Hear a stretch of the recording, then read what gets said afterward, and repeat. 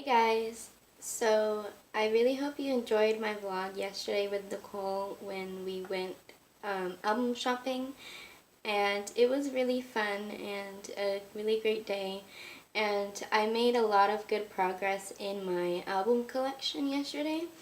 And so today I thought that I would make a video about telling you guys how I collect my K-pop albums, because I have kind of a set list of rules that I follow when I collect K-pop albums, because if I don't have these rules, it can get very out of hand because there are so many groups and there's so many amazing albums out there and so many versions of these different albums.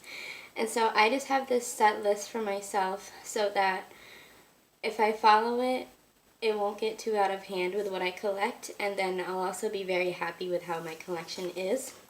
So the first rule that I have in collecting K-pop albums is I only collect albums from groups that from my top groups or from groups that I'm a fan of, and also only from groups that I listen to a lot. In collecting K-pop, music is the most important thing for me. The members are really important too, but the most important thing for me is like the music. Like I have to love all of your music. So my second rule is, right now I'm currently working on only collecting all of my top groups, and those are Monsta X, BTS, VIX, FX, and I'm also working on collecting A-Pink and B1A4, which are kind of moving into my favorite groups. They're not really top groups, but they're some of my favorite groups. They're kind of lesser priority than the other groups right now, just because I'm not as into them. But my third rule is to have a goal that you are working towards in your collection. And for me, my current goal is 1, to only collect all my top groups like I just said. And then 2, right now my current goal is to, well, the first goal that I ever made with K-pop collecting is I wanted to have all of BTS's albums, because originally they were my ultimate group, and they're still one of my ultimate groups. They're just my second ultimate group now. But I'm only missing one album from them music-wise, and it's Oh Are You Late Too. And then that collection will be complete, except for other versions of certain albums. But I personally don't consider having other versions of certain albums for groups a priority for my collection to be complete. Except for my ultimate group, Monsta X. For them, I want everything, like every version of everything, because I love them that much. And then the next rule that I have is to keep up with new releases only for my top groups. There can be exceptions to this rule, and it depends on if I am a fan of the group and if I really love the album. Like recently, an exception for this was B1A4's new album that I got yesterday, because I am completely in love with the album and I'm a fan of the group and I just wanted to get it. So sometimes there's exceptions to this one, but I try to stick to it as much as I can. And then the next rule is, like I said before, owning all of the songs is the most important thing for my collection to be complete.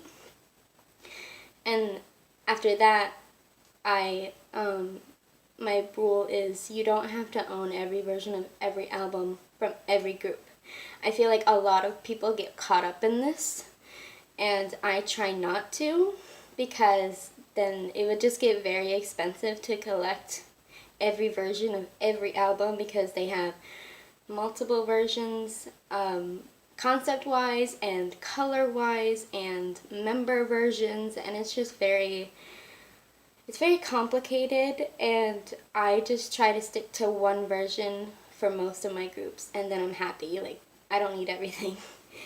And then another rule is to try and work on completing one group's discography at a time. Like, my main priority was BTS and Monsta X, like I said. And now I'm transitioning into my priorities being VIX and FX, because I just started my VIX collection yesterday, and I've been working on my FX collection. And The next rule is to buy an album, you have to love every song on the album, and you have to have recently been listening to it to know if you love it enough to own it. This is important for me because I like to own all of the music that I've been recently listening to, and I don't want to own an album where there's like, I only like half of the songs. I want to love every song that I own, and I want that album to make me happy when I look at it on my shelf. And the last rule that I have is, and I just created this yesterday, is I need to know the members of a group a little bit before I can buy an album, even if I like the music.